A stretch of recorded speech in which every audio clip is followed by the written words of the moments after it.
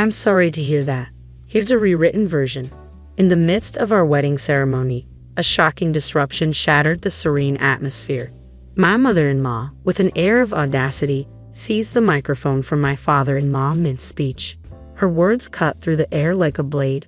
I apologized for my daughter's lack of beauty. The guests shifted uncomfortably as her declaration hung in the air, a bitter contrast to the joyous occasion. I glanced at my husband, hoping for support, only to be met with a chilling smirk. My senses reeled as I struggled to comprehend the sudden turn of events. A voice, firm and resolute, broke the stunned silence. An older gentleman rose from his seat, his actions commanding attention. "Is that all?" he demanded, his gaze piercing. Without waiting for an answer, he approached me with purpose. Recognizing him, my husband's expression betrayed a mix of surprise and fear. Before I could gather my thoughts, the man took my arm and ushered me away from the chaos. "Let's leave," he said gently, leading me through the corridors, away from the unwanted spectacle of our wedding day. A whirlwind of thoughts swept through my mind, painting a vivid picture of my life. My name is Angela, a 35-year-old woman shaped by the tumultuous currents of my past. Raised in a single-parent household after my parents divorced during my elementary school years, I became intimately acquainted with resilience and responsibility from a tender age. In my 20s, life took an unexpected turn when my mother fell ill, requiring my devoted care. Days melded into nights as I juggled the demands of work and the duties of a caregiver, my world revolving around her needs. Despite the challenges, I persevered, driven by love and duty. As the years passed, still unmarried in my 30s, fate intervened in the form of Stephen. A chance encounter at my office, where I manned the reception desk, blossomed into something more profound. Stephen, a man of kindness and understanding, saw beyond the complexities of my life and extended a hand of love. His proposal, offered despite the weight of my caregiving responsibilities, stirred a maelstrom of emotions within me. Could I dare to embrace happiness while tethered to the obligations of my past? Dope gnawed at my resolve, a relentless companion in the journey of love. Yet Stephen's unwavering support shattered the walls of my uncertainty. With tender words, he laid bare his heart, offering not just a partnership, but a promise of inclusion. "Let us be a family of 3, he proposed, a beacon of light in the darkness of my doubts. Moved by his heartfelt proposal, I made the decision to marry Stephen. However, when we shared the news with our parents, the reactions couldn't have been more contrasting. While my mother overflowed with joy, Stephen's mother, whom we'll call Ruth, responded with cutting disdain. During our first visit to Steve's home as an engaged couple, Ruth's words pierced the air like arrows. "I must be frank, I don't consider a woman from a single-parent family suitable for my son," she declared, her tone laced with contempt. As we embarked on wedding preparations, Ruth's hostility persisted, veiled in sarcasm and barbed remarks. Her comments, dripping with disdain, chipped away at my resolve. Despite her relentless jabs, I held my ground, refusing to allow her insults to go unchallenged. "I can endure your insults, but I won't tolerate you speaking ill of my mother," I asserted firmly, meeting her venomous words with unwavering strength. Yet Ruth's attacks only escalated, accusing me of using deceit to ensnare her son and casting unfounded aspersions on my family. Faced with her baseless accusations, I stood my ground, defending my honor and that of my loved ones. Though the road ahead seemed fraught with challenges, I refused to allow Ruth's bitterness to tarnish the love Stephen and I shared. With each attempt to assert myself, Ruth's venomous retorts intensified, leaving me feeling increasingly powerless. The thought of confiding in Steve crossed my mind, but I couldn't bear to burden him with unnecessary worries as we embarked on our journey into married life. Ruth's audacity reached new heights as she began to meddle in our wedding plans, even intruding upon the sacred ritual of selecting a wedding dress. Standing alongside my husband, she boldly declared her intent to choose the gown herself. Steve, oblivious to the tension, praised his mother's sense of style and eagerly supported her involvement. "I appreciate your gesture, but I want the freedom to choose a dress that resonates with me personally," I asserted gently, refusing to relinquish control over a decision so deeply personal. "I traveled all this way for you, only to be met with disappointment," my mother-in-law lamented, her words dripping with hurt. My husband's immediate defense of her, always swift to side with her, especially when she portrayed herself as the victim, stung deeply.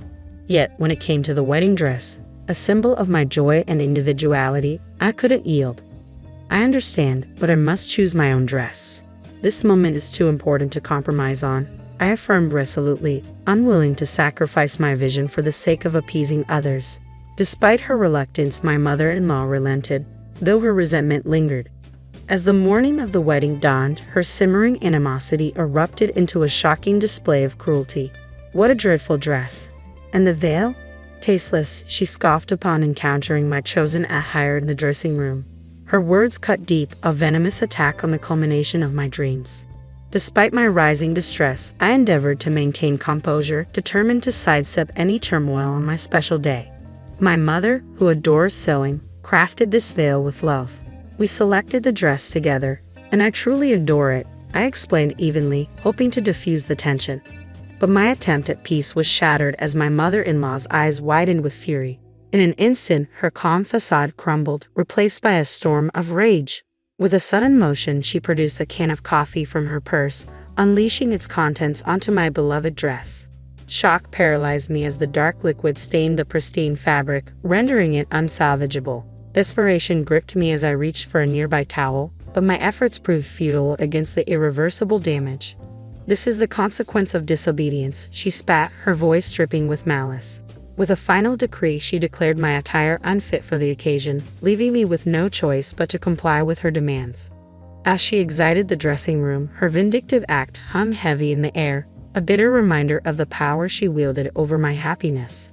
She must have deliberately brought the canned coffee, plotting to ruin my dress all along, evident from the fact that she had another dress prepared. Fueled by a mix of anger and frustration, I trembled with disbelief at her calculated cruelty. Seeking solace, I retreated to the separate waiting room where my husband awaited, tears streaming down my cheeks as I recounted the ordeal. This is utterly unfair. It's going to cast a shadow over our entire wedding. What would you like me to do about it? He snapped, his frustration palpable. Before I could finish, he cut me off, his voice rising in anger. His sudden outburst mirrored the venomous intensity of his mother's actions. Stunned by his abrupt shift in demeanor, I recoiled, taken aback by the harshness of his words. Yet just as swiftly as his anger erupted, it dissipated, replaced by a sense of remorse. I'm sorry. I didn't mean to lash out like that. I'm just feeling overwhelmed, he apologized, his agitation evident as he wiped beads of sweat from his brow. Despite his apology, a pang of guilt gnawed at me for burdening him with my troubles on such a momentous day.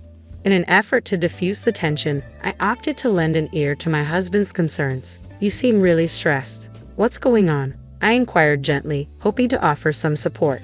It's a bit chaotic. The CEO of my company unexpectedly decided to attend our wedding. It's a long story, but basically, he heard about our wedding from Steven's boss, who happened to meet him here at the hotel. My husband explained, his voice tinged with apprehension.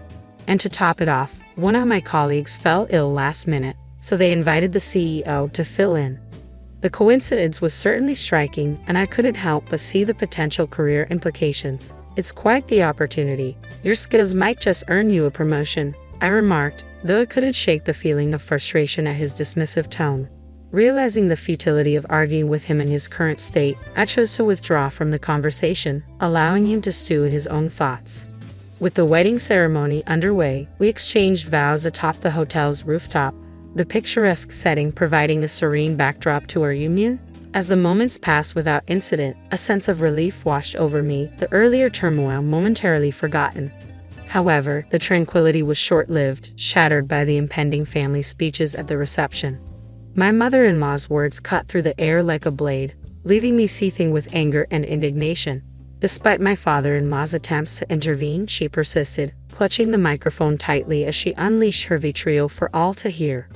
Just as I reached my breaking point, a middle-aged man rose from his seat with determined resolve, striding purposefully towards me. You don't deserve to endure this, he declared, his gaze fixed squarely on my mother-in-law. Without hesitation, he extended a guiding hand, leading me away from the escalating confrontation.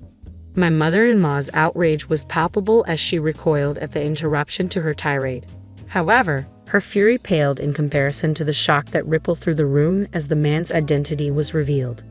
Who dares to interrupt my speech? She exclaimed, her indignation faltering as she realized the stature of the man before her. Beside her, Stephen's complexion drained of color as the truth dawned upon him. In a whirlwind of confusion, we hastily retreated from the reception hall, leaving the chaos behind. Sweating profusely and visibly flustered, Stephen struggled to regain his composure as we sought refuge in the relative privacy of the dressing room. "Why is my father here?" I gasped, the revelation sending shockwaves through my already tumultuous world. "That's correct. Stephen's company CEO is also my biological father. The dissolution of my parents' marriage stemmed from irreconcilable differences. Their constant conflicts, exacerbated by their shared workplace, led them to part ways in the belief that it was for my well-being. Despite the divorce, they maintained sporadic contact over the years. I had grown accustomed to seeing my father several times a month, his consistent child support ensuring my needs were met as I transitioned into adulthood. Even when my mother fell ill, he remained a steadfast presence, offering support in various forms, fostering a strong bond between us. Yet the revelation of his position as Stephen's boss caught me off guard. I never knew my father was the CEO of Stephen's company, I murmured, grappling with the unexpected twists of fate. His sudden appearance at my wedding, contrary to his prior commitment to a business engagement, only added to the bewildering turn of events. "Why did you come if you had an important meeting?" I questioned, perplexed by his change in plans. "My meeting concluded earlier than anticipated. I couldn't miss the opportunity to give you this gift in person," he explained, his presence offering a glimmer of solace amidst the chaos. As I made my way to the entrance, I encountered an employee who revealed an unexpected twist. My father was the boss Stephen had mentioned. Learning of the wedding through routine preparations for a gift, my father seized the chance to attend upon discovering the vacant seat due to a last-minute cancellation. "Why didn't you tell me?" I questioned, feeling a mix of surprise and confusion at his secrecy. "After discussing with your mother, we thought it would be a delightful surprise. I never anticipated it would unfold like this," my father confessed, a tinge of sadness clouding his expression. Before I could delve deeper into the matter, the dressing room door swung open, revealing my mother-in-law's ominous presence. Her saccharine tone sent shivers down my spine as she attempted to coerce me back into the fold. The realization that she must have learned of my father's identity from her husband's revelation sent a chill through me. "Who do you think caused all of this?" "It was just a harmless joke," she declared, her attempt at levity falling flat in the face of my father's unexpected appearance. "How dare you make such a tasteless joke at my daughter's expense? It's unforgivable," my father shot back, his indignation mirroring my own. "What? So, it wasn't a jest after all? You genuinely called my daughter ugly?" My father's confrontational tone left my mother-in-law stumbling for words, her feeble attempts at evasion falling flat. In a flurry of urgency, my husband burst into the room, his hurried footsteps echoing in the tense atmosphere. He knelt before my father, seeking to atone for his mother's transgressions. "I apologize for my mother's indiscretion," he implored. "You're apologizing to the wrong person." My father's icy gaze bore down on my husband, his words laced with disappointment and reproach. "Angela, I'm sorry. My mother acted independently," my husband addressed me, his voice tinged with regret. "If that's true, then why didn't you intervene when she insulted me?" I demanded, my shock rendering me immobile. "And your father attempted to intervene?" I added, incredulous. "But you seemed content to sit back and watch," I accused, my voice trembling with hurt and betrayal. "You're mistaken. My demeanor was misconstrued. Regardless, the sole responsibility lies with my mother," my husband insisted, his defense ringing hollow in the wake of his mother's egregious behavior. My husband erupted, his accusatory finger aimed squarely at his mother. "Stephen, are you turning against your own mother? We agreed to teach this insolent wife a lesson together, didn't we? Hey, enough with the unnecessary remarks. You said we needed to put this wife, who refuses to let mama have her way with the dress, in her place. Keep quiet." My husband silenced his mother, his hand muffling her protests in a somewhat comical fashion. "Now, care to shed some light on this situation?" I prodded, my voice edged with urgency. "No, this was my mother's doing alone. It's for your own benefit, frankly." "At this point, don't you think?"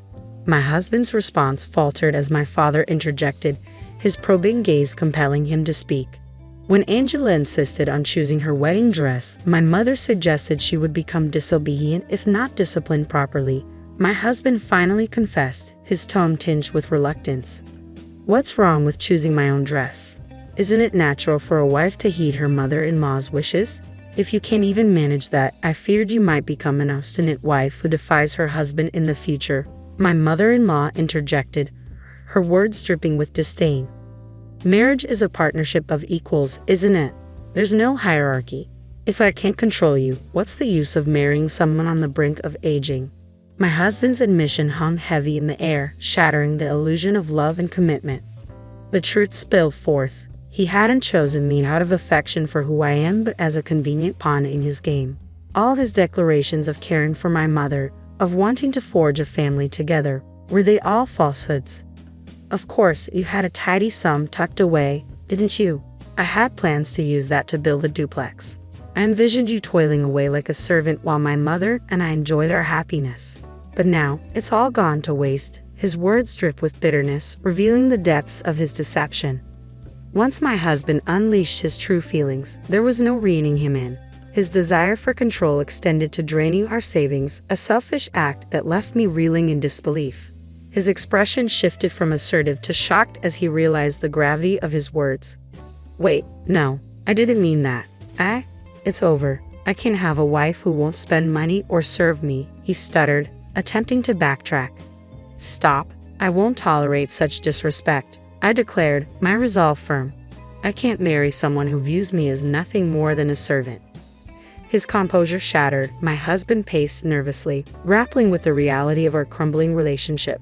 Then, as if struck by sudden clarity, he proposed a feeble solution. But our wedding is today. We can't call it off now, he reasoned, desperate to salvage the situation. I'll handle the guests and their gifts. Since your mother's actions led to this, you'll cover the expenses, I countered, refusing to shoulder the blame for his family's interference. You can't be serious. This breakup is your fault for overreacting to a single incident with my mom, he retorted, his words dripping with defensiveness. All the hurtful things you've said to me, they're all here, he added, pointing accusingly at me. Retrieving my smartphone from my purse, I pressed play, unleashing a barrage of hurtful words in my mother-in-law's own voice. Poor, ugly, harsh woman. Each insult echoed through the room, a damning testament to her cruelty. When did I record all this? I'm not naive, I declared, my resolve unyielding. I'll be seeking compensation for the emotional distress you've caused. I was merely trying to discipline my daughter-in-law. I've done nothing wrong, my mother-in-law protested weakly. If you won't pay willingly, I'll see you in court. Let's see if you'll repeat those words before a judge. This isn't a laughing matter. Realizing the precariousness of her position, my mother-in-law paled, her defiance crumbling. I'll also be reconsidering your position at the company, I added, turning to address my father-in-law. With this final blow, my husband's facade shattered, his resolve crumbling as he sank to his knees. I'm sorry, Angela. Please forgive me, he pleaded, his voice thick with remorse. That's right, Angela. You're already married. You can't just throw it away so easily. If we work together, we can overcome this obstacle and have a great future together, my husband and mother-in-law pleaded desperately. Shrugging off their attempts at reconciliation, I fixed them with a steely glare. Enough of your deceitful words. You're both despicable, I spat before storming out of the dressing room. Keeping true to my word, I proceeded to dissolve my engagement with Stephen and filed a lawsuit against my mother-in-law for the emotional torment she caused. The financial burden of the failed wedding fell squarely on my ex-husband's shoulders, serving as a harsh reminder of the consequences of his actions. Word of the debacle spread through his workplace, resulting in his ostracization by colleagues. Under my father's directive, he was relocated to a distant branch in Nebraska, effectively demoting him. My ex-mother-in-law faced scorn from her own relatives for sullying their family's reputation with the divorce. Meanwhile, my ex-father-in-law wasted no time in ejecting her from their home. As for me, I redirected my focus to my career, having no desire to entertain the notion of marriage again. Over time, my parents found solace and our family relationships flourished once more with occasional gatherings over dinner. Today, I lead a fulfilling and content life.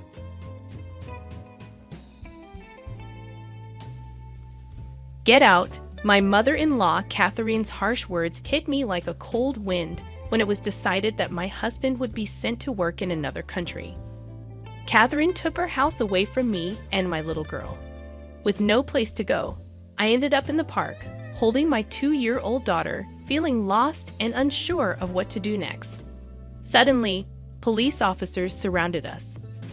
"Please come with us to the station," they said as rain poured down, making me shiver from the cold. Reluctantly, I followed them to the police station. There, I was surprised to see someone unexpected waiting for me. "My name is Emma, and I'm turning 35 this year. I met my husband Bob at work, and after dating for a year, we got married. When we had our daughter Lily 2 years ago, I stopped working. Now, I live with Bob, Lily, and my mother-in-law, Catherine. We used to rent a place, but after Catherine's husband passed away and she started having trouble with her knees, we decided to live together and bought a new apartment. We thought it would be best to live somewhere with good transportation access because of Catherine's knees. Buying an apartment was cheaper than a house at the time, and it has an elevator, which makes life easier. Catherine also preferred the apartment, so we made a down payment and took out a 35-year loan. Bob's job often requires him to travel or relocate, but since we bought the apartment, we were told he wouldn't be transferred for a while. However, he travels for work more than other employees, about once a week to other states. Having a 2-year-old daughter, I feel really stressed when my husband Bob goes on his business trips. At first, my mother-in-law Catherine was helpful, but now she doesn't help with taking care of our daughter at all. Instead, she makes more work for me. For example, she eats and leaves her dirty dishes lying around, and she doesn't rinse cooking utensils after using them. I'm often busy with our daughter, so by the time I notice, the food is stuck to the dishes, making them hard to clean. Even when I ask her to at least rinse them, she just says sorry and promises to do better next time, but she doesn't. I notice that she rinses the dishes when my husband is around, but not when I'm alone. This made me think that Catherine is intentionally making things difficult for me. Sometimes, when she asks if I need anything from the store and I say no, she later tells me she actually needed something, which happens a lot. I used to try to help Catherine a lot because of her bad knees, but now I'm feeling less inclined to do so because of her behavior. I thought about talking to my husband Bob about it, but he's already stressed from work, so I didn't want to add to his worries. Catherine's behavior started soon after we moved in together, and it's been going on for years now. When I talked to a friend about it, she said it sounds like Catherine is bullying me and suggested I talk to Bob about it. But I worry that if I do, Catherine, who doesn't have any other family, might end up in a care facility. So I thought it might be better to just deal with it. However, one day, something happened that made me reconsider. That day, I planned to drop off my daughter Lily at my parents' house. They love having Lily over for sleepovers. "Thanks for always bringing Lily. We love having her here. Why don't you stay over sometimes too?" my mom suggested. "I'd love to, but I'm worried about leaving Catherine alone. I'll head home. Just don't spoil Lily with too many toys," I replied. After a nice chat, I left and headed back to our apartment where Catherine was waiting. When I got back, I realized I had forgotten my keys inside. At first, I was worried, but then I remembered Catherine was home. I tried calling her using the intercom, but there was no answer. Maybe she had gone out.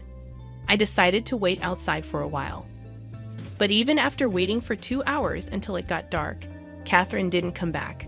When another resident returned and unlocked the main entrance, I followed them in. Catherine rarely goes out at night, so I was sure she was still at home. I rang the intercom again, but still no response. I could hear a faint sound from inside, confirming Catherine was there. I tried a few more times, but she refused to answer. Feeling defeated, I decided to stay at a nearby motel for the night and planned to sort things out when my husband Bob returned from his trip. What happened? Out shopping. I told Bob that Catherine had locked me out. He was understandably upset for me, but Catherine just brushed it off, saying, "Oh, maybe I didn't hear you because of my hearing. I'm getting old, you know," with a smirk on her face. I was relieved to be back inside. After getting my keys, I went to pick up Lily from my parents' house. When I talked to my parents about what happened, they said, "Sounds like Catherine is making things difficult for you. If it gets too much, you can always come back here."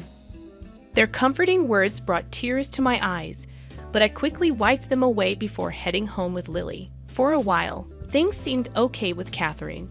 But then, out of nowhere, Bob's international transfer became final. It was a permanent move, not just a short business trip. We finally bought a place, and now this international assignment. What do you think? Bob asked me. I think it's best for you and Lily to stay in the US, I replied. But when he asked if I could handle living with my mom, I hesitated. Thinking about the potential stress it could cause Lily, I decided it would be better for us to stay in the US. After we made that decision, Bob had to leave for Europe. Although he was worried about us, he was really busy with work, so it was just me, Lily, and Catherine at home. But things quickly went downhill once Bob left for Europe. Catherine's attitude completely changed. On a stormy day when it wasn't safe to go outside, Catherine dropped a bombshell on me. Now that Bob's gone, wouldn't it be better if you and Lily move out? She said. Excuse me? What do you mean? I asked, shocked. Just what I said. I'll take over from here. I just feel I can't relax with strangers in the house. I'd appreciate it if you could leave right now. I couldn't believe what I was hearing. Catherine's request felt like a slap in the face. Despite not being blood relatives, I had always treated her like family and tried my best to make our living situation comfortable. But to Catherine, it seemed like we were just unwanted guests. As I contemplated gathering our belongings and returning to my parents' place, Catherine uttered, "Instead of wasting time, why did you just leave?" Before I could react, Lily and I found ourselves standing outside, still in our everyday clothes, evicted from our own home. No matter how hard I knocked on the door, Catherine refused to let us back in. Lost and bewildered, I carried Lily through the pouring rain to a nearby park. Thankfully, there was a shelter there that provided some relief from the rain. Ideally, I would have checked into a motel or gone back to my parents' house. But I had left my wallet and phone inside. Feeling helpless, I sat in the park, trying to figure out what to do next. Time seemed to blur as the rain continued to pour down. Exhausted and cold, I started to drift off to sleep despite the darkness and biting cold. I worried about Lily catching a cold. As terrible as it seemed, the only option I could think of was to walk to my parents' house, even though it would take 3 hours. As I sat there pondering our predicament, I noticed 2 faint lights in the distance coming closer. Due to the rain, it was hard to see clearly, but I could make out that they were from 2 police officers. I thought maybe they could offer some assistance, but before I could approach them, one of the officers called out to me. "Are you Emma? And is this little one Lily?" the officer asked.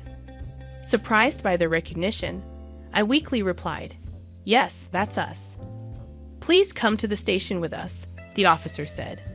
"Why, the police station?" I asked, feeling puzzled. Wondering if something was wrong, Lily and I followed the officer's instructions and got into the patrol car. We were shivering from being out in the rain for so long, but the officers had brought large towels to help keep us warm. "You might need these. We've got some spare clothes back at the station for you," they said kindly. Curious about why they knew about us and why we were headed to the police station, I asked, "How did you know where to find us?" They replied, "We'll explain everything once we're back at the station. For now, just try to relax." Exhausted, I soon drifted off to sleep and woke up to find that we had arrived at the police station. Following the officers inside, I was surprised to see Catherine and my uncle waiting there. "Uncle, what are you doing here?" I asked, puzzled by his presence. "He was contacted by Bob," my uncle explained. "Bob suspected you might be having problems with his mom, and since he's overseas, he asked me to keep an eye on things for him." According to my uncle, Bob had talked to him about this issue previously. He said Bob had asked him to keep an eye on things because he couldn't be there himself. My uncle had seen us out in the rain earlier today. He had considered taking us in himself, but he thought Catherine's actions were extreme, so he decided to report it to the police. That's how the officers knew where to find us and came to help. Catherine had also been summoned to the police station. She sat on a sofa, glaring at me, appearing unaware of why she was there. Why do I have to be here? My knee is bad, you know. If Bob was here, this wouldn't be happening, Catherine argued. But the whole situation stemmed from Bob asking my uncle for help. In discussions with the police, it seemed likely that there could be legal consequences. Therefore, I was advised to consider hiring a lawyer. That's an exaggeration. I just locked the door, that's all. I didn't do anything else, Catherine defended herself. Do you even realize what you've done? You threw Emma and a little child out in pouring rain. That's unforgivable, my uncle defended us, asserting that I was the rightful owner of the house. That's impossible. Bob is the head of the household. He's the rightful owner. Now that he's not here, it should be mine, Catherine argued. Catherine believed Bob was the owner, but she was mistaken. In fact, my uncle, who runs a real estate business, helped us get a great deal on a condo. Bob suggested putting the property under my name. I didn't think much of it at the time, but now I'm grateful I listened to Bob's advice. Following my uncle's guidance, I decided to hire a lawyer. The lawyer explained that it would be difficult to remove Catherine from the house. Therefore, the best option might be to place her in a care facility. Upon hearing the lawyer's advice, I immediately called Bob to explain the situation. Bob hadn't realized the situation had escalated so much and said he wanted to return from Japan to discuss it properly. He also mentioned he was considering placing Catherine in a facility. Meanwhile, Catherine, oblivious to all this, was snacking on crackers casually at the police station. Since I couldn't return home with Catherine, I decided to stay with my parents until Bob returned. He would be back in a week, giving us time to think about our next steps. If Bob didn't support me, divorce seemed like the only option. I regretted not seeking advice sooner. A week later, Bob returned from Europe and was at the house with Catherine, so I moved back home from my parents' place. Bob had to return to Europe soon due to the urgency of his job. He could only stay in Japan for a few days, so we needed to discuss our next steps. I'd heard some things from Emma's uncle. Is all of that true? Bob asked. It's all lies. I haven't done anything. Emma's plotting something to evict me. Catherine stubbornly refused to admit any wrongdoing. She even accused me of scheming against her. Bob, who I expected to support me, seemed to want to consider Catherine's perspective. I understand. So do you have any evidence to prove Emma's plotting something? He asked. Evidence? Of course not, Catherine replied. I see. Emma, do you have any evidence? Bob turned to me. To be honest, I've been so busy with work, I haven't been able to keep an eye on things. I'm not sure who to believe, I admitted. I handed Bob something I had with me. What's this? He asked. It was a voice recorder I had been using. It contained recordings of Catherine's verbal abuse towards me, including the time she evicted us. When Bob played it, he heard Catherine saying hurtful things like, "Such a worthless wife. I wonder why he even married you." Hearing this, Catherine quickly began to defend herself. This is taken out of context. Everyone has their moments, right? I was just frustrated at that time, but it was just this once. As Catherine claimed this, the voice recorder played more recorded verbal abuses, showing that it wasn't just a one-time thing. Bob's hand, holding the voice recorder, trembled with tension and anger. Meanwhile, Catherine looked guilty. "Mom, what is this about?" Bob asked, but Catherine remained silent. "If you won't answer, then I assume this is all true. If so, I need to protect Emma and Lily. You understand that, right?" Bob's anger was palpable, something I had never seen in him before. Catherine, seeing this side of Bob for the first time too, looked frightened and couldn't say a word. After several discussions before Bob's return to Europe, I made it clear that I couldn't continue living with Catherine. With Lily around, I couldn't risk another incident like the one before. Bob seemed to agree, leaning towards placing Catherine in a care facility. However, Catherine strongly opposed the idea, making the discussions more complicated. Despite the opposition, I decided to sell the house. "You can't stay here anymore. If you don't want the facility, you'll need to find another place," I told Catherine. "How dare you decide this on your own? I won't allow you to sell the house." Catherine resisted the idea, but it was a difficult request to ignore. Lily and I had already decided to move to Europe. Bob regretted not being more present for his family and wanted to be there for us moving forward. Although I was hesitant about living abroad, knowing Bob would be with us reassured me. Plus, Lily is only 2, and it would be beneficial for her to learn and grow in Europe. Therefore, selling the condo, which still had a mortgage, was the only viable option. If we left it as it was, Catherine would have to cover the mortgage, but her fixed income wouldn't suffice. Given her future prospects, it was crucial for someone to assist her. Despite our efforts, Catherine refused to move into a facility voluntarily. So we had no choice but to arrange for her to be placed there forcefully. "I'm sorry, but I have to head back to Europe. Could you handle any necessary procedures here?" Bob asked before leaving. With the help of others, I managed to finalize Catherine's admission into the facility. The staff there kept me informed about her condition, but unfortunately, she wasn't doing well. It would be one thing if she were simply feeling down, but it seemed she was causing trouble for the staff and other residents. Before heading to Europe, I visited her to check on her well-being. However, she lashed out at me, accusing me of locking her up in the facility. She also complained to the staff about the food, comfort of the beds, and other residents' behavior, expressing frustration and dissatisfaction. When I apologized to the staff for Catherine's behavior, they were very understanding. "It's okay," one of them assured me. "We're used to dealing with this kind of behavior. Just leave it to us. We'll keep you updated, and if anything happens, we'll give you a call, so don't worry." Despite all the trouble Catherine caused me while we lived together, I couldn't help but feel concerned as I headed to Europe. When I arrived in Paris, Bob met me at the airport, and we went to the apartment we had rented. Rents in Paris are known to be higher than in Texas, but thanks to the housing allowance from Bob's company, we were lucky to find a spacious and affordable place. Living in Paris has been a delightful experience for me and Lily. Our neighbors are incredibly friendly, even though I'm still learning French.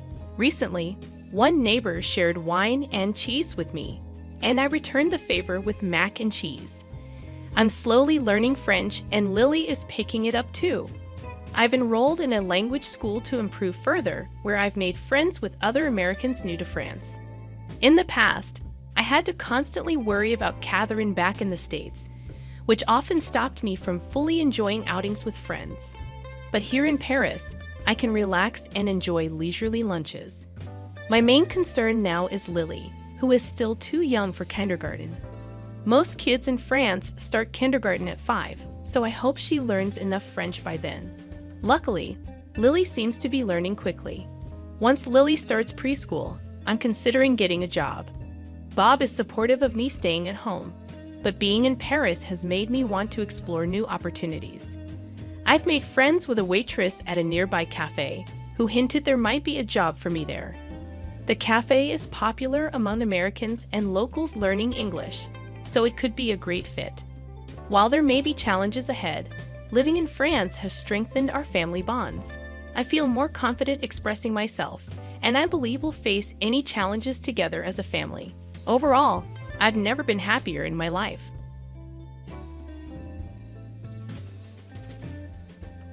You're pitiful, just a dropout kid from the lowest rung. I bet you were raised in poverty and your kid is living at the bottom of society. I understand your perspective.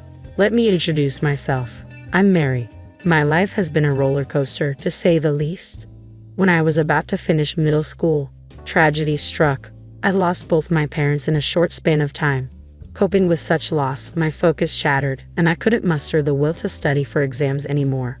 Predictably, I failed all my high school entrance exams, even the backups. At 15, I found myself at a crossroads, gap year or workforce. To be honest, I did have aspirations of attending high school, but the family members who took me in were financially strained. Moreover, I felt compelled to preserve my parents' life insurance payout for future needs. Add to that the discomfort of entering high school a year late, and the decision to start working seemed the most practical. I must have been 19 then, in a relationship with John, a colleague at my workplace who was 27 at the time. You're involved with someone much older? Are you sure about this?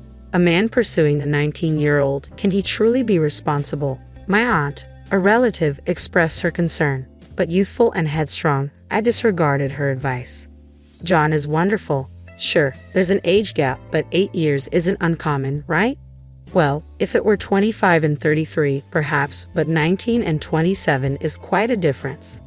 What's the difference? Quit talking down about him. With that sentiment in mind, we tied the knot when I turned 20.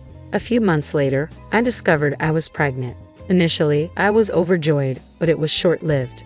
When I broke the news to John, his response shattered me. What? You're planning to keep it? Seriously? No chance. I can't handle having a child with a dropout. Why should I be burdened with raising a kid who'll end up like you? Why would you say such hurtful things? You knew about my dropout status before we got married, didn't you? Yeah, I suppose, but no, it won't work out. I mean, having a child with a dropout, the child will turn out odd, right? I don't want to raise a kid like that. I also want more freedom. John's words stung, and soon he began avoiding me both at home and at work, pressing for a divorce. Over time, my feelings for him waned and I eventually consented to the split. However, my job at the time, within a small company, lacked any provision for maternity or paternity leave, leaving me no option but to resign concurrently with the divorce. With the support of my relatives and what remained of my parents' life insurance, I safely delivered my son Jacob, pouring all my love into raising him. Despite the financial strain, I remained healthy after childbirth, juggling multiple part-time jobs to make ends meet. By the time Jacob entered elementary school, I secured a full-time position, granting both financial stability and emotional bandwidth. Now, 2 decades have elapsed since those trying times. These days, Jacob and I even indulge in leisurely outings together. Hey, are you perhaps married? Suddenly, a familiar voice pierced through the air, a voice I had hoped to erase from memory. It belonged to John, my ex-husband, the man who deserted me during my pregnancy 2 decades ago. I thought it might be you, Mary. So what brings you to a department store on your day off? Seems a bit upscale for you, John remarked, a smirk playing on his lips. Jacob, likely bewildered by the unexpected encounter, stood quietly, his expression troubled. I figured he might be your new beau, but he looks rather young, doesn't he? Ah, is this the kid from all those years ago? Ah, it's a boy. Well, it's none of my concern anyway, John continued. Indeed, you and I have long parted ways, John. Why are you even speaking to me?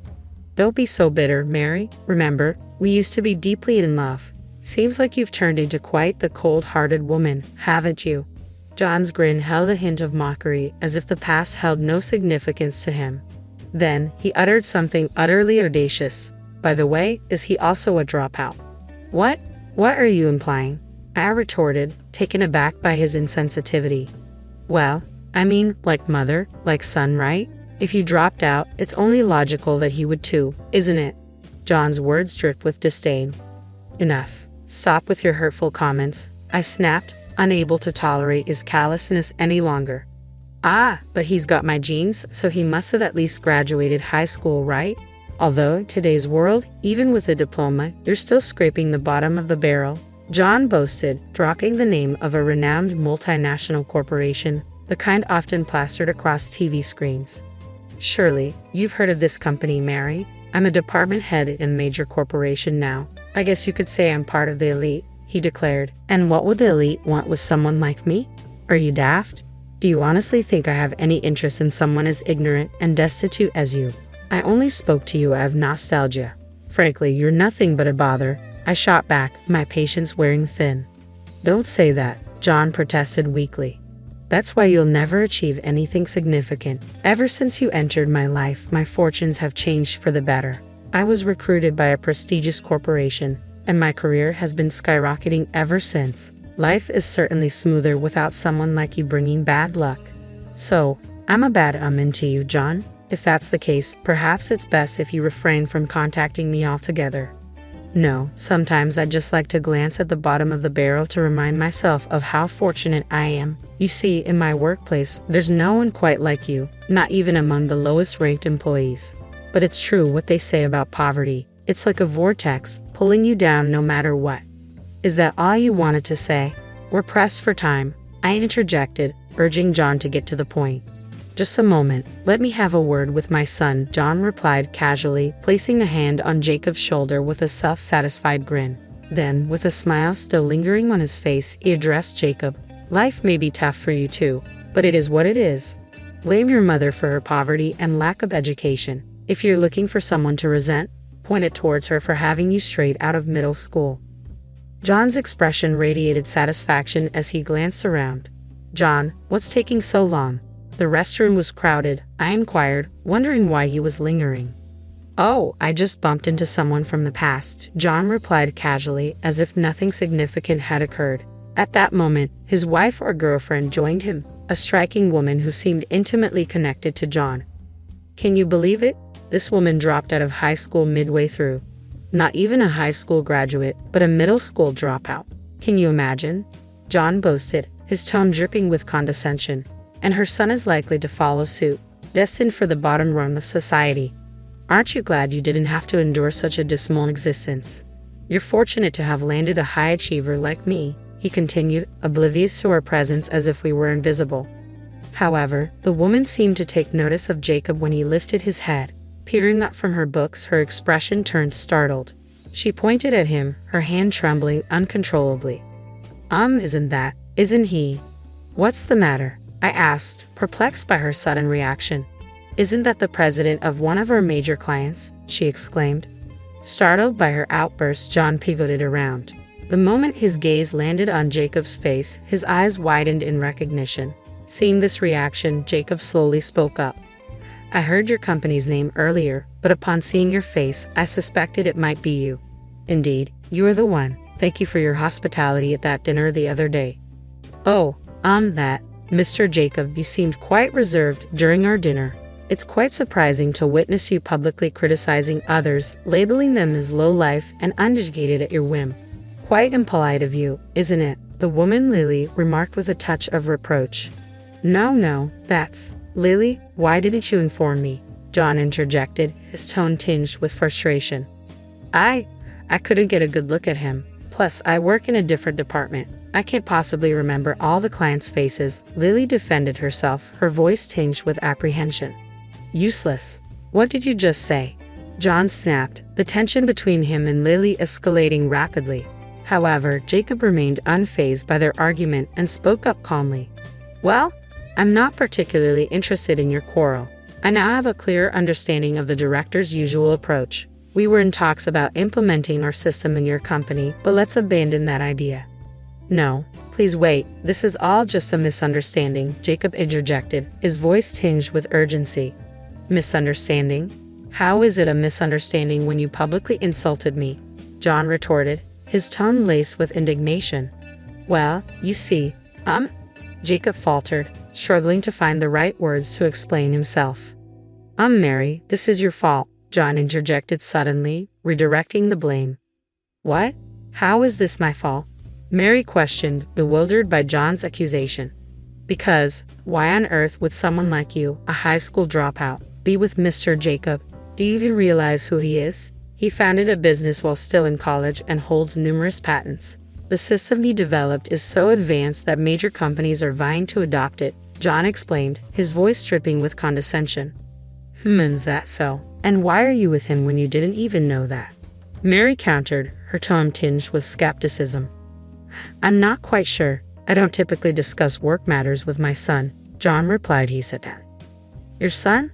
Mary echoed, her tone reflecting surprise. Yes, that's correct.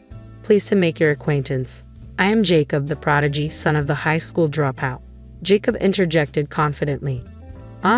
Well, that's, John stammered, caught off guard by Jacob's assertion. It seems you have something on your mind regarding my mother. Please feel free to express yourself. We likely won't have another chance to converse, Jacob encouraged, his tone composed. Oh, well, what's the situation here? How come someone like you?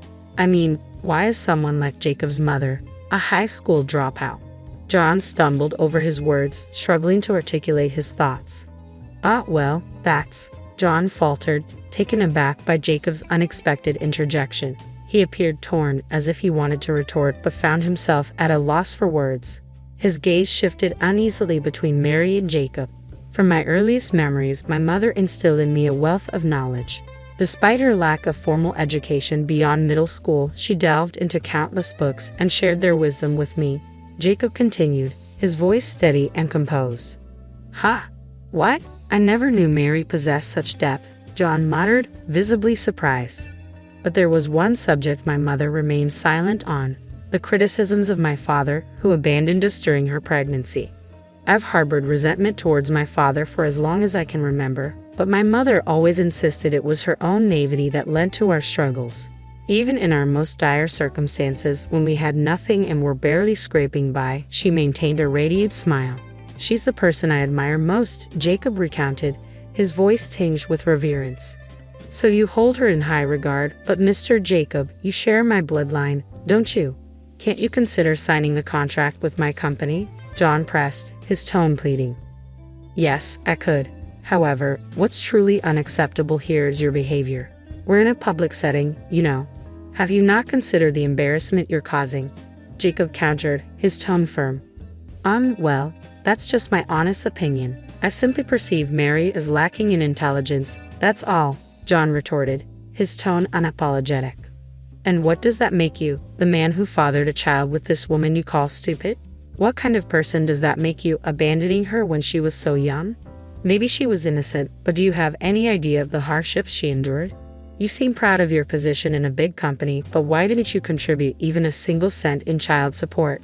Jacob's accusations hung heavy in the air, leaving John speechless. As Jacob's words sank in, Lily's expression transformed. From a troubled look, her face now bore a glare directed squarely at John. "Wait a minute, that's not what you told me. No, you just be quiet. That can't be true. Didn't you share with me that your previous wife cheated on you and left, that she denied you access to your child, and even refused your attempts to provide child support, forcing you to save instead? Was that entire story just a fabrication?" Lily's voice was edged with disbelief and accusation. "It seems highly likely that it was a fabrication. My mother and I still reside with our relatives. He knows where we are if he truly intended to provide child support." "Mom, has this man ever attempted to contact you?" Jacob inquired. "Not once. Not on my cell phone. Not at any relative's house. And certainly, there's been no mention of child support," Mary confirmed, her tone tinged with disappointment. My revelation seemed to ignite fury in Lily, while John's complexion drained of color. "You lied. You're despicable. I'm relieved I didn't marry you. It's over between us," Lily declared, her voice trembling with anger. "What? Wait, Lily, please don't go," John pleaded, desperation evident in his tone. John hastily pursued Lily, leaving Jacob and me to exchange a knowing glance before erupting into laughter. John's pitiful demeanor was simply too amusing to ignore. Afterward, we indulged in some window shopping, feeling thoroughly content as we headed home. Later, Jacob filled me in on the situation. His company and John's were on the verge of sealing a significant contract, but Jacob opted to pull out at the 11th hour. Apparently, he was entirely transparent about his reasons. "Your representative was my father, the man who abandoned my pregnant mother and neglected to provide child support. It's inconceivable to trust such an individual and engage in business with him. The system I developed is akin to my own offspring. Entrusting it to him, just the thought makes my skin crawl." Predictably, this turn of events stirred up considerable turmoil. Allegedly, the company penalized John by demoting him and sidelining his role. It appears they're hoping to coax Jacob into reconsidering the contracts by making an example of John. From Jacob's perspective, it seems he might entertain the idea if they slash John's bonus. Undoubtedly, John is about to face some challenging times, but perhaps it's what he deserves, isn't it? At 48, he only has to weather another 12 years until retirement. My mom endured much harsher circumstances for far longer. When you put it into perspective, this isn't all that tough.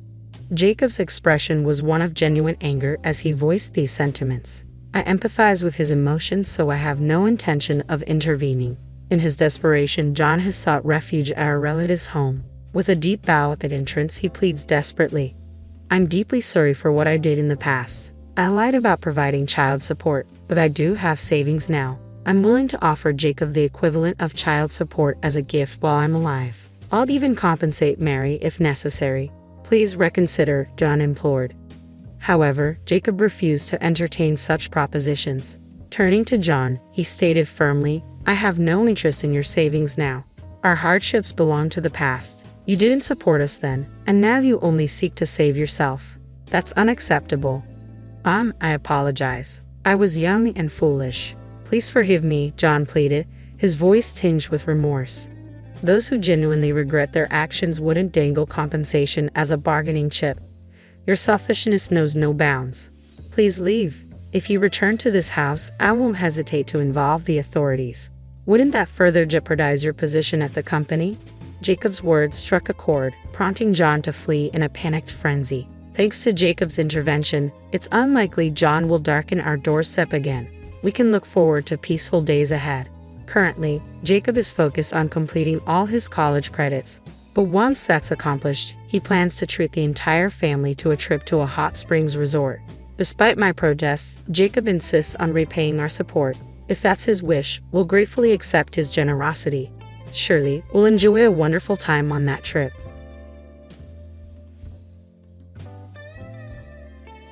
Emily saw it. You were at a restaurant bar planning a trip with another woman. Oh, I see. And so what? Even when caught cheating, my husband Donald wouldn't drop his defiant attitude. In a moment, what we had built over 15 years crumbled away. In this day and age, I was a full-time homemaker, living with his parents just like every other year. I had given up the job I loved at a publishing company where I felt fulfilled, and now I spent half of the week accompanying my parents to the hospital and adjusting meals according to everyone's schedule. I was living a life much like a housemaid. After getting married, I had no time for myself. The only place I could relax was in our bedroom, even in this spacious house. Despite all this, I had chosen this life because I wanted to be with my husband. The option of leaving never crossed my mind, so when my adulterous husband said, "We can get a divorce, I was at a loss for words, feeling more amazed than angry. This is the story of me, Sophie Johnson, turning 40 this year, leaving my husband Donald after 15 years of marriage, and starting my life from scratch. It all began 2 months ago on the 25th.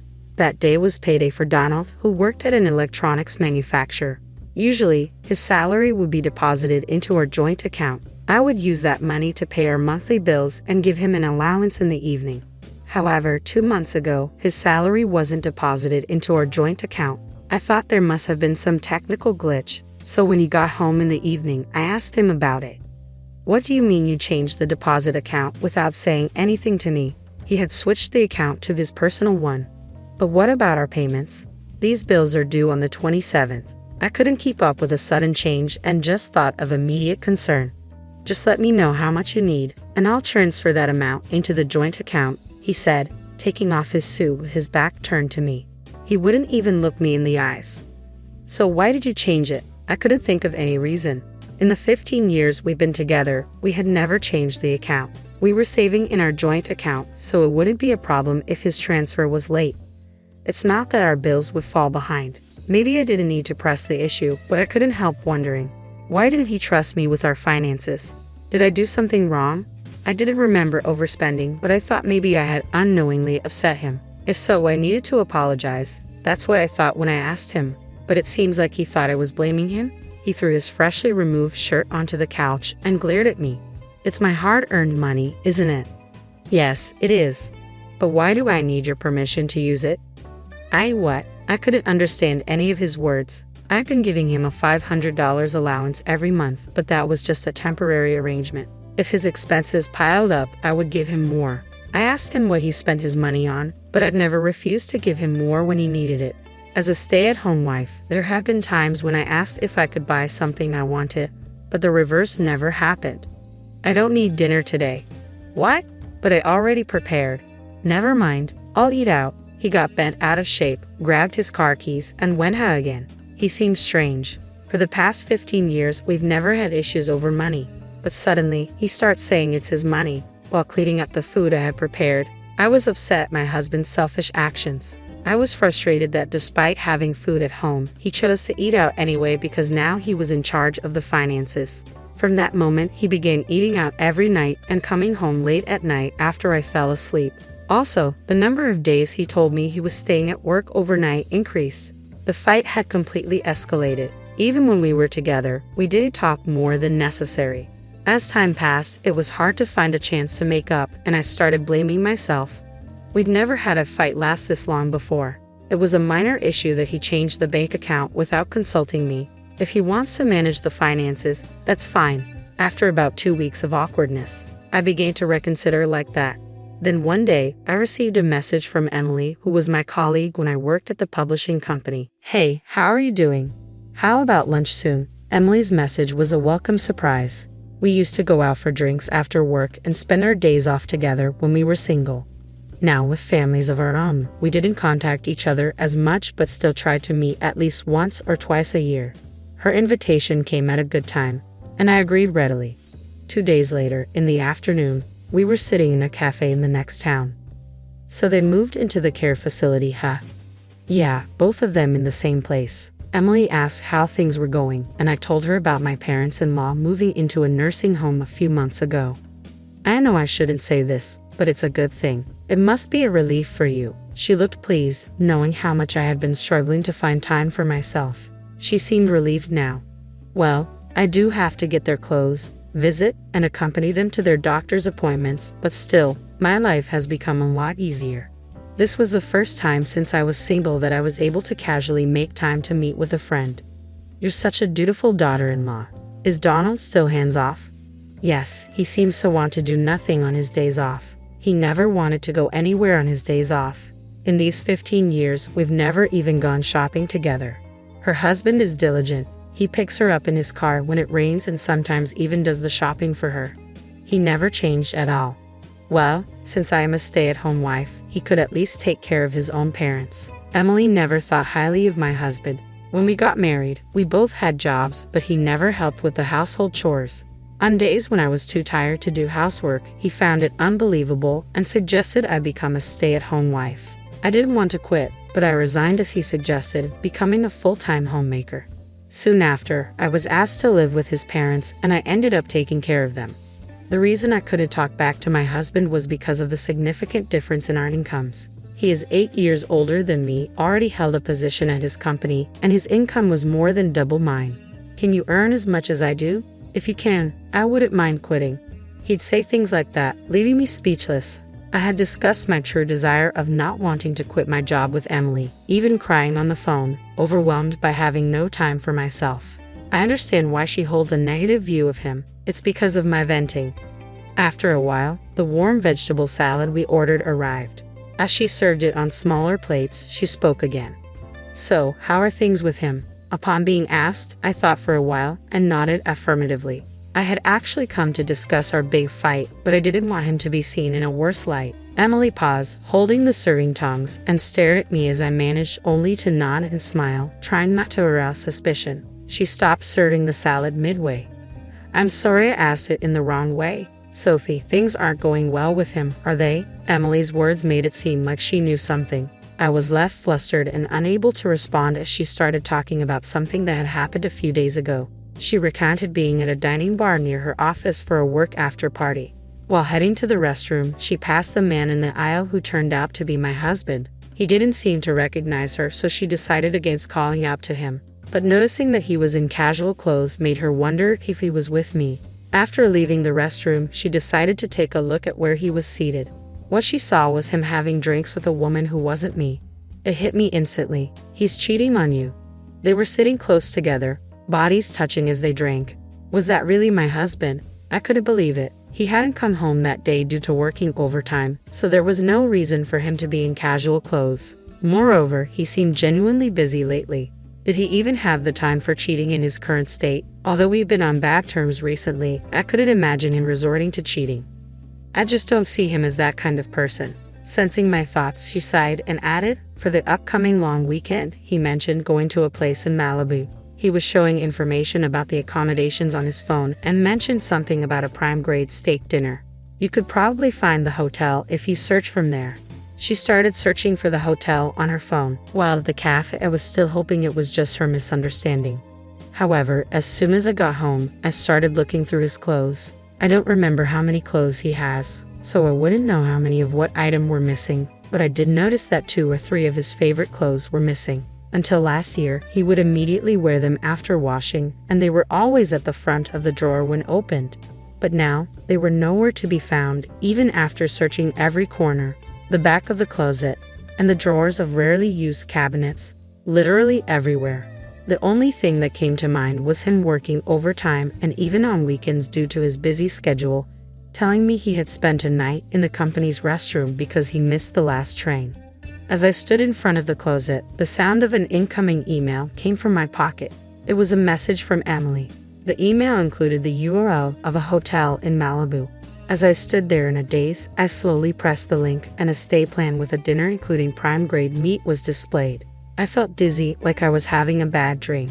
There was a part of me that still wanted to believe in him, but not finding his favorite shirt was a huge blow. 2 days later, the Saturday before a long weekend, he was unusually at home, working with the TV on. I placed a cup of coffee near his computer and casually asked, I haven't seen you wearing your favorite t-shirt this year. Even though he hadn't taken his eyes off the display when I put down his drink, at this question, the sound of him typing on the keyboard suddenly stopped. Then he said, "Yeah, I'll wear it sometime," making a point of looking at me as he responded. That was unusual. For the past month since that payday, he had been distant, but now, when asked about his shirt, he was making eye contact. I looked for it but couldn't find it, I added, trying to gauge anything from his reaction. He replied, "Isn't it somewhere?" and then looked away, returning to his computer. His reaction made me feel suspicious. Despite mentioning his missing favorite shirt, he showed no signs of being troubled. Normally, in such situations, he would pretend to be troubled just to emphasize that I hadn't taken care of it properly, even if he didn't really need it. Last year, he kept complaining just because it hadn't dried due to the rain. Every change seemed suspicious when it came to him. I couldn't control myself. I had to keep digging until I got clear answers, even if it meant going too far. "You're off for a long weekend, right?" Even though we hadn't reconciled after our last fight, I couldn't help but ask something more intrusive. "Work from when?" "I don't know. There's a business trip. I might have a day off." Was this also a lie? It seemed like it. After all, for the past 15 years, he always took time off during the holidays. Emily's words crossed my mind. Going to Malibu, as she said, mentioned the prime-grade steak. Of course, as she also said, the story I heard at the cafe started to feel real, and I felt a surge of anger welling up within me. Before I realized it, I had said it out loud. "Business trip?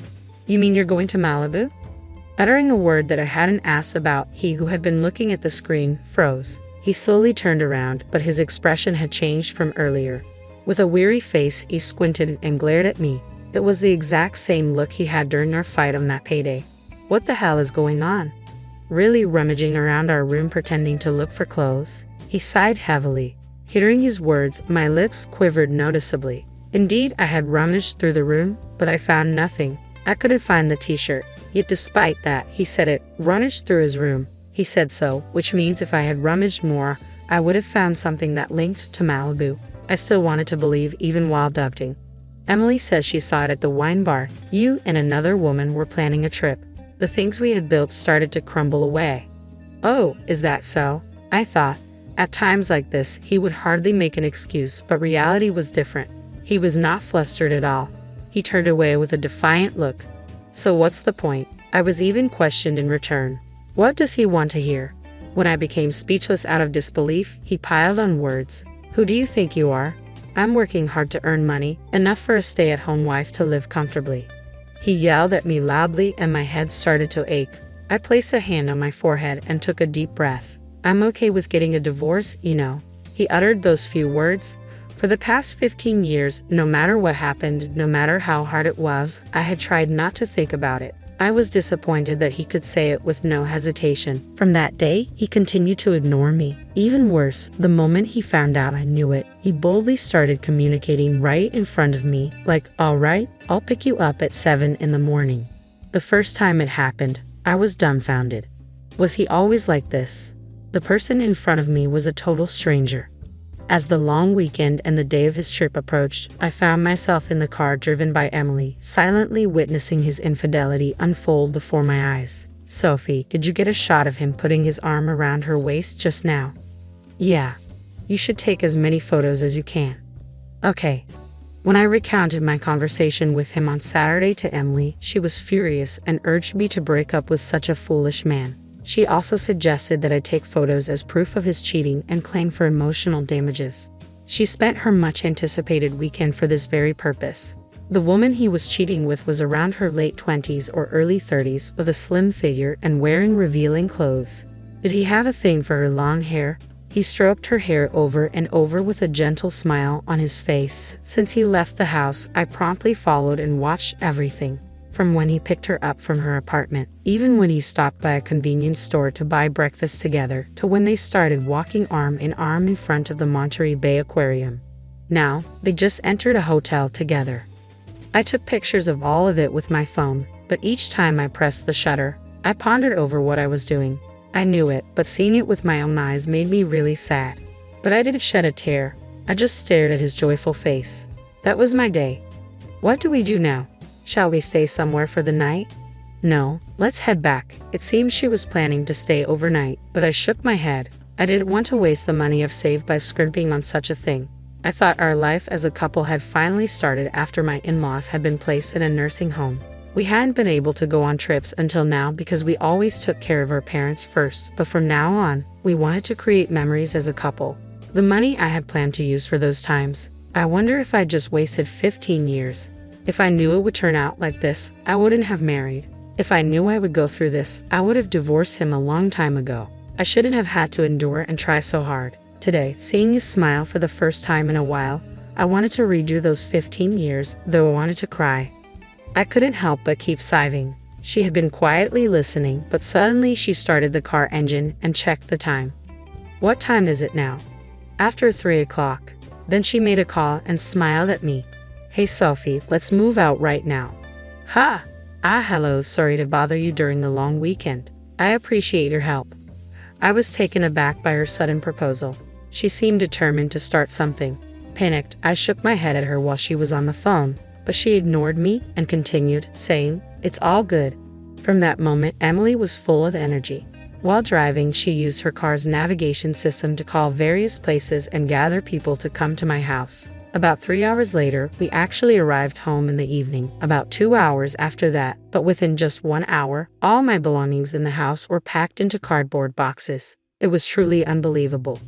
I didn't want to talk about work since you didn't want to quit, Sophie, but I've transferred from a fashion magazine and now I'm the editor-in-chief of a local magazine. In the car, she made various calls to the moving company, real estate agency, and even to a lawyer who knows Donald. She expertly adjusted the schedule so that the Certus people's visiting times did not clash. I followed her instructions meticulously. Minute by minute, I packed only my valuables into a box, leaving the rest to be handled by the movers. The real estate agent introduced me to a house that could be moved into within a few days. Meanwhile, my belongings were sent to her house, and I ended up staying with her for a few days. After the truck packed with my things left, I was visited by a lawyer who provided advice on claiming alimony after divorce, guiding me towards the least burdensome method. I was amazed at how much could be accomplished in just a few hours. I knew she was a very proactive person from our time working together, but her efficiency was truly remarkable. However, as I looked around the now half-empty room, anxiety slowly began to creep in. He's definitely going to be mad. The cost of moving was surprisingly low. The studio apartment was affordable, and even the consultation with the lawyer was free, yet it still required money. I made these decisions without consulting him. I'm sure he'll be furious when he gets back from his trip. As I felt our relationship deteriorating rapidly, I became depressed. Then she slapped my back. Hey, being a homemaker is a respectable job too. The money you've saved from being frugal is also yours. Plus, it's his fault. He said he'd transfer the necessary money, right? So let's have him pay even for the cost of living on your own. After being strongly persuaded by her, I took one last look around the house. I remembered how in the early days I had found it difficult to rearrange things. Now, I realized I had placed my toner on the bathroom vanity without hesitation. The shoe rack was filled with my shoes. I had always seen myself as a maid, but maybe I had actually become part of the family. After imprinting the image of the home I had lived in for 15 years in my mind, I made up my mind and nodded vigorously at her. Then, on the last day of the long weekend, I left the house I had shared with him. I was still staying at Emily's place. "Where are you at?" I picked up the call from him with a trembling hand. He asked that with a grumpy voice. Without answering his question, I said the words Emily and I had decided on beforehand. "You said you were okay with a divorce, right? And that you would transfer the necessary money. I am divorcing you. Please provide for the costs of me living alone." "What? Stop talking nonsense and come back." He seemed to think this was just a runaway. I cut off his voice and spoke my final words. "Please have your new partner take care of your parents from now on. Thank you for 15 years. While he was still talking, I hung up. He called back several times, but I didn't pick up.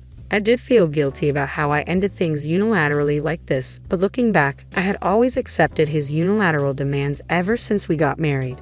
So I tried to think it is fine, at least in the last moment. The following year was a whirlwind. I negotiated with him through a lawyer and finally secured a divorce with alimony and living expenses assured. Finding peace of mind was a struggle until I landed a job as an office clerk at a local factory, slowly building my life with my monthly salary. "Sophie, can you make the deadline this month?" "Yeah, I'll make it, but I think I'm going to barely make it by the deadline, so I don't have time to chat on the phone." All right, I'll go now. You have your piece this month too." 6 months ago, Emily, who manages our local magazine, added a new section about saving money, and as a frugal person, I've been given a chance to write a couple of pages there every month. I gave up on my dream to work in a publishing company. Her arrangements mean a lot to me. Now I'm a writer, but I have 15 years of experience in budgeting as a homemaker, and I want to share my experiences wholeheartedly. I was able to make a fresh start. Then an unexpected call came in. "It's good to hear your voice." "Sounds well." "Mother-in-law?" My mother-in-law called me from her nursing home. I had said my goodbyes to her before my divorce, but in that time, I couldn't talk with her well. I hadn't contacted her since the last time, so I was surprised that she called. After talking about my father-in-law's advanced dementia, she updated me on my ex-husband's situation. "What? He broke up?" "Yes, that's the case. He's foolish, isn't he? Between us, he was dumped before the divorce was finalized." "I see. Seems like his relationship with that woman has already ended." "Well, that's expected, isn't it? Any young girl would run if she had to deal with taking care of seniors." "So who is at the home now?" "Donald. He ended up leaving his big corporate job, but he's trying with his complaints. He's such a fool. He was able to work because of his wife supporting him behind. He still doesn't talk about his own infidelity." "Sophie, breaking up with him was the right thing to do." "My ex-husband hasn't changed, but it seems like he's struggling a bit." I found myself a bit relieved by hearing that. My usually stern mother-in-law chuckled and said, "Sophie, thank you. I was planning to ask you to try again with him when I called, but your voice sounds so lively, so I decided not to ask." In the roughly 15 years we lived together, I'd never had such a long conversation like this with my mother-in-law. Our relationship wasn't bad, but it wasn't good either. I listened to her voice. I assumed this would be the last time I'd hear from her, and I savored every word. "It turned out for the best," she said so sadly, and my tears welled up. "It's been a year since my divorce. Everything has been going well, and I've managed to make a fresh start. However, I've always felt a lingering sense of regret. It's because I felt that I had wasted 15 years of my life." But then, with this phone call, my mother-in-law said it, "Thank you," and that she had planned to ask me to try again with her son. There's no chance of getting back together with my ex-husband, but hearing that from his mother made me genuinely happy. It felt like a validation of what I had done for those 15 years. I will never forget this phone call from her. Those 15 years were not wasted because now I believe that so.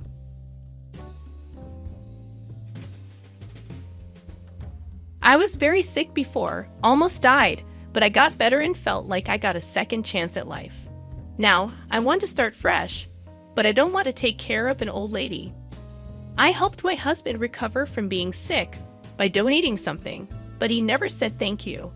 Instead, he gave me a card for a divorce lawyer. It didn't really surprise me because he's been going out a lot since he got better.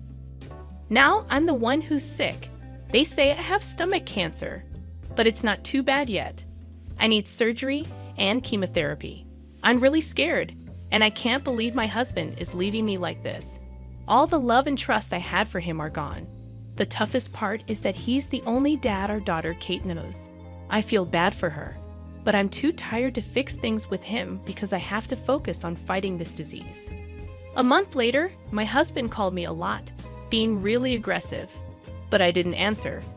Then he surprised me by coming to my hospital room and telling me something shocking. My name is Christy Young, and I'm a 29-year-old housewife. I've been married to Mike, who's a bit older than me, for 5 years. We have a cute 5-year-old daughter named Kate. I used to work full-time even after we got married, but I quit my job when I took a break to have Kate. I wanted to take it easy and raise her, but because of money problems, I had to start working again when Kate could go to daycare. Luckily, my sister-in-law, Lisa, is the boss at an apparel company, and she hired me. Even though I'm family, I wasn't treated specially at work. The atmosphere was nice, and there were other moms, so it was easy to talk about taking care of kids and taking time off for sudden illnesses. I'm really thankful I got a job in such a good place. But it was really hard to manage work, taking care of the house, and looking after Kate. In the morning, I made breakfast and lunch for my husband, sent him off to work, took Kate to daycare, and then went to my job. After work, I picked up Kate, went shopping, did chores at home, bathed Kate, and made dinner. After I finished making food for Kate, my husband came home, so I cooked dinner for him. Even though my days were busy, my husband didn't help much with house chores or taking care of Kate. Even when Kate was sick in the morning, he didn't seem to care and would still ask for his breakfast. When I needed him to do the grocery shopping because I had to work late, he complained about being tired from work. I was tired too, but I didn't have the energy to argue, so I ended up doing everything on my own. Our lives changed suddenly when my husband was told to get a detailed health check after his company's checkup showed some bad results. He didn't want to get retested because he felt okay, but he started feeling uncomfortable with unexplained bruises and bleeding gums. It would be bad if he ignored it, and it turned out to be a serious illness. We had to think about Kate's future, so I asked him to get a thorough checkup, and it turned out he had leukemia. Why is this happening to us? He was surprised to hear a disease name he knew, but nowadays, leukemia is not a hopeless condition. Many people get better with treatments like chemotherapy and bone marrow transplants. I decided to support my husband, who was feeling really down, and stay with him during the treatment. He took a break from work and went to the hospital right away. Meanwhile, I had to handle my job, take care of the house, look after Kate, and support my husband's treatment. I got worn out before he did. The stress from being in the hospital made him angry at me even more than before. And that was one of the reasons. I knew he was upset about the situation, but honestly, I was tired from working, taking care of Kate, doing chores, and visiting the hospital in my free time. That's when Lisa, my sister-in-law, offered to help. "Why did you come live with me? I can help with the housework and take care of Kate." She was the boss at a company, and I knew she was always busy with work. She was hands-on and involved in sales, not just giving orders to others. This made it easier for the staff to share their thoughts. I knew she had a lot on her plate. "I really can't trouble you," I said. "You're busy too," Lisa said. "If you get too tired, Kate will suffer the most, right? I'll help Mike as much as I can. You should lean on those who can help you now," Lisa said firmly, and I couldn't stop my tears. I was worried about Mike, Kate's future, and my own health. Lisa's presence was a huge relief, and her encouraging words comforted me. Mike's parents had already passed away, and Lisa lived alone in her parents' big house. I always thought it was too big for one person.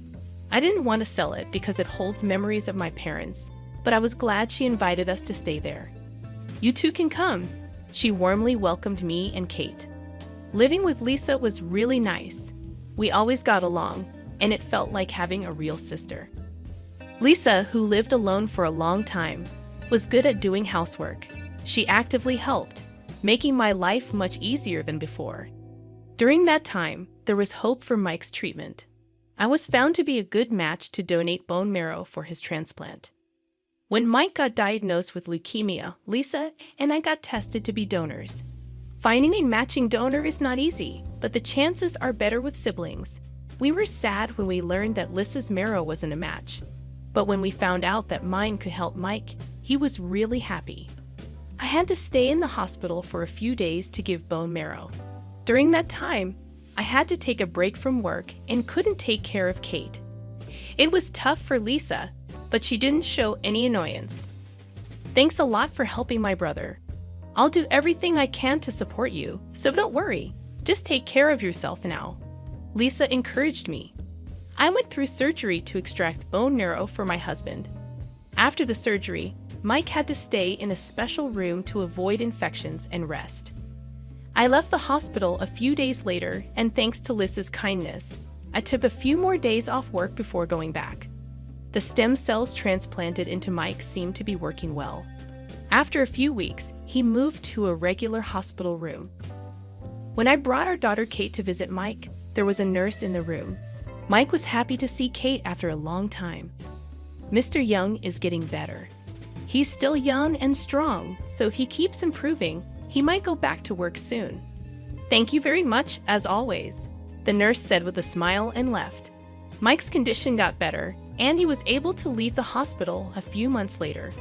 He still needed to rest at home, but the four of us, including Lisa, started living together in my in-laws' house. I had to stay in the hospital for a few days to give bone marrow. During that time, I had to take a break from work and couldn't take care of Kate. It was tough for Lisa, but she didn't show any annoyance. Thanks a lot for helping my brother. I'll do everything I can to support you, so don't worry. Just take care of yourself now. Lisa encouraged me. I went through surgery to extract bone marrow for my husband. After the surgery, Mike had to stay in a special room to avoid infections and rest. I left the hospital a few days later, and thanks to Lisa's kindness, I took a few more days off work before going back. The stem cells transplanted into Mike seemed to be working well. After a few weeks, he moved to a regular hospital room. When I brought our daughter Kate to visit Mike, there was a nurse in the room. Mike was happy to see Kate after a long time. Mr. Young is getting better. He's still young and strong, so if he keeps improving, he might go back to work soon. Thank you very much, as always, the nurse said with a smile and left. Mike's condition got better, and he was able to leave the hospital a few months later. He still needed to rest at home, but the four of us, including Lisa, started living together in my in-laws' house. Maybe because I pushed myself too hard, my health started getting worse. Eating became difficult, and Lisa noticed I might have lost weight. At this point, Mike had almost fully recovered and was back to work. Even though I didn't have to take care of Mike anymore, the chores and looking after Kate didn't decrease. Even when I wasn't feeling well, Mike, who had a lot of energy again, started going out alone more on his days off.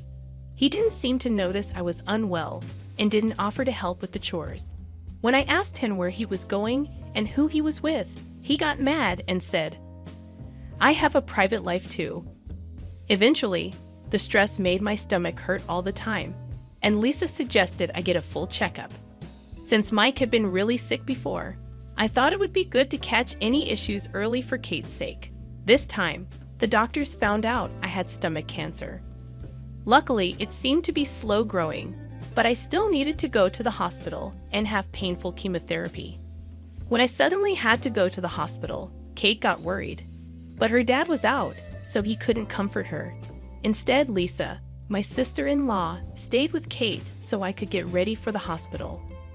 While I was getting ready, Lisa took Kate out for some shopping.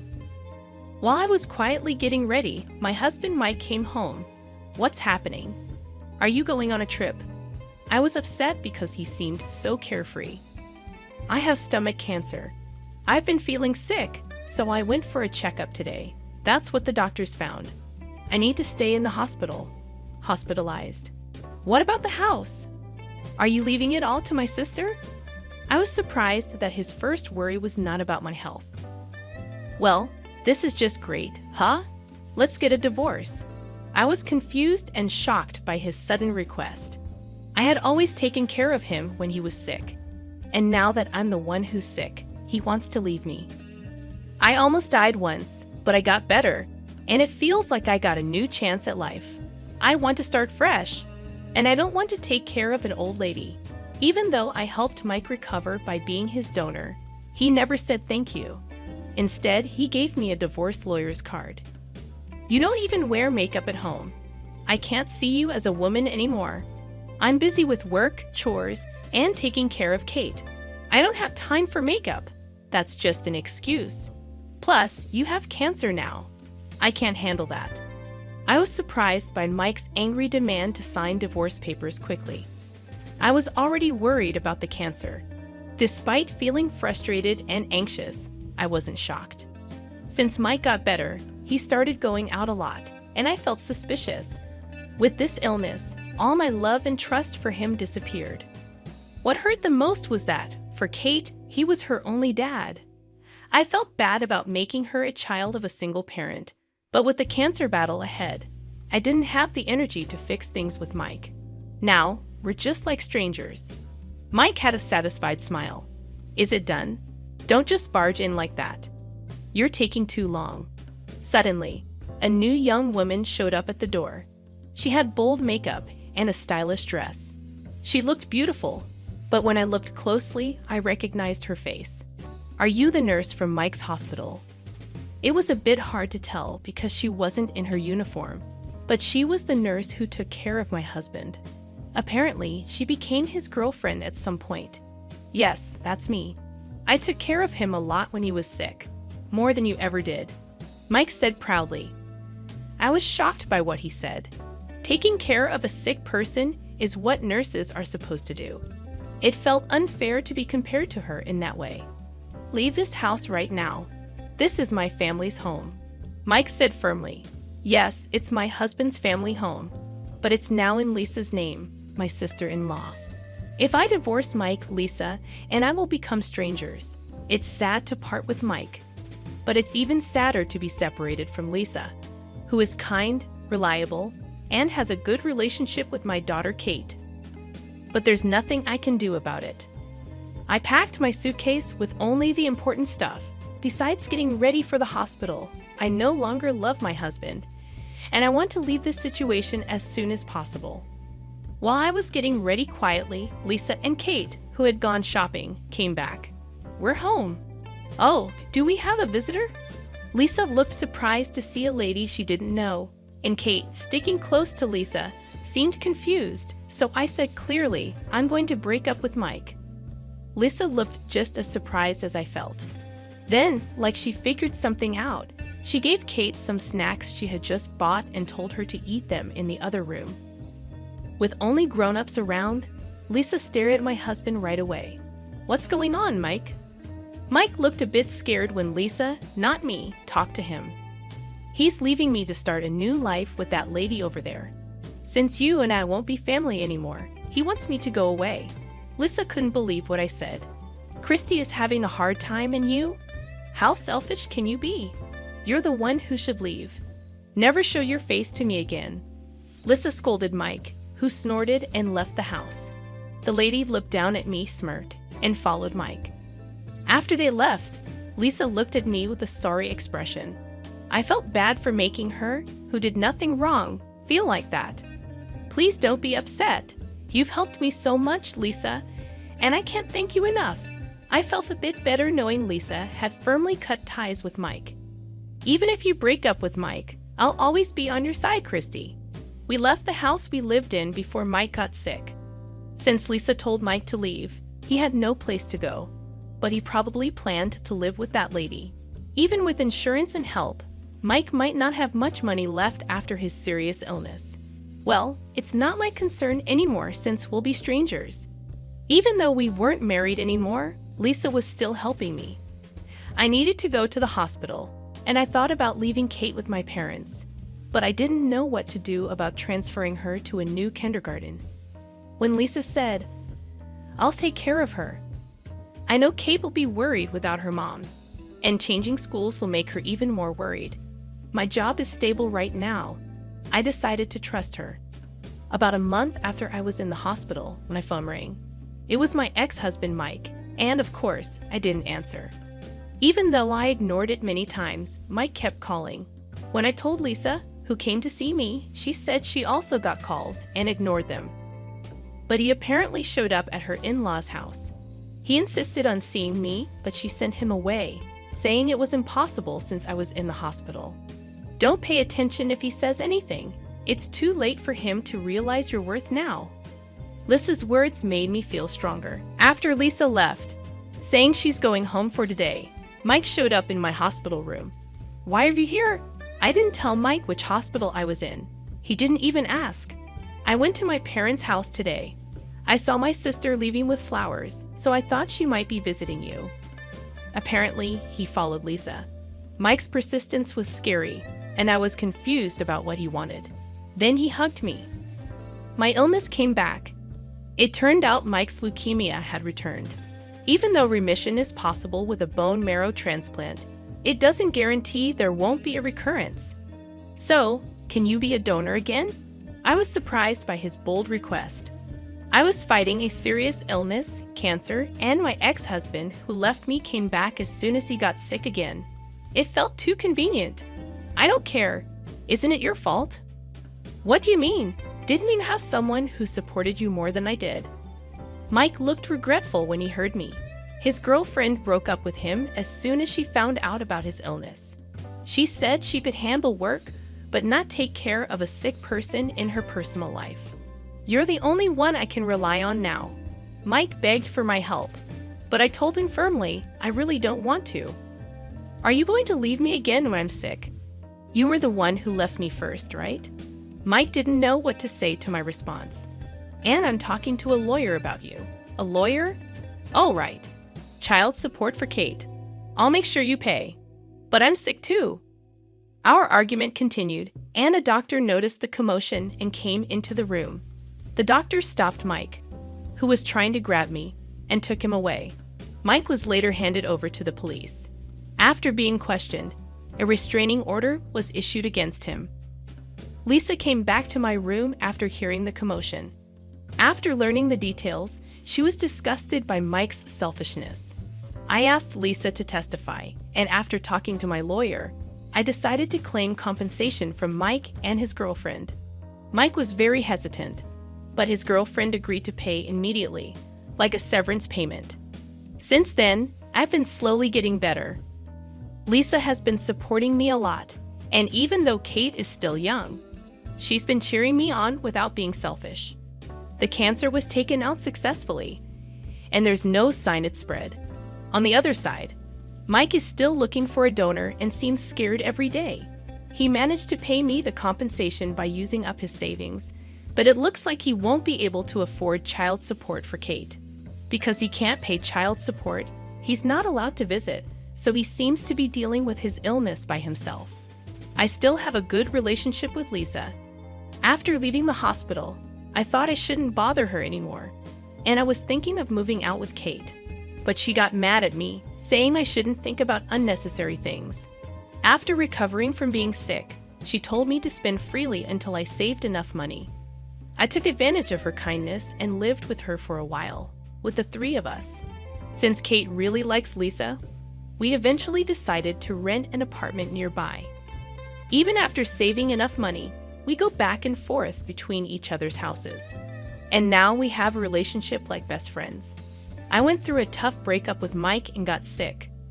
But there are still people like Lisa who have been there for me all along. I might make Kate feel lonely, but I hope she grows up to be a strong, kind, and fair woman like Lisa. And I want us to continue getting along well in the future.